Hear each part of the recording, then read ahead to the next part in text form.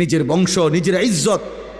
তোমাদের অগণিত ছেলে যাদের মাথায় মুশরিকের চুল, বেঈমানের চুল, তোমাদের একজনেরও তোমাদের বাবার কথা মনে নাই।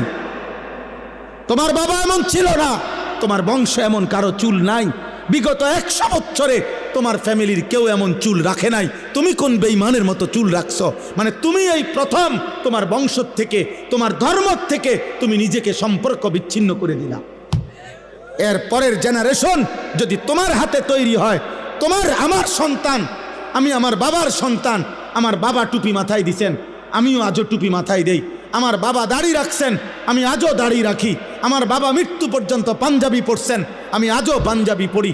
আমার বাবা মৃত্যু পর্যন্ত লুঙ্গি পরছেন, আমি আজও লুঙ্গি পরি। তাহলে আমি আমার বাবার অনুসরণ, আমি আমার রসুল্লাহ সাল্লাল্লাহু সাল্লাম, আমার রসুলের সাহাবাদের অনুসরণের উপরে চলার চেষ্টা করছি।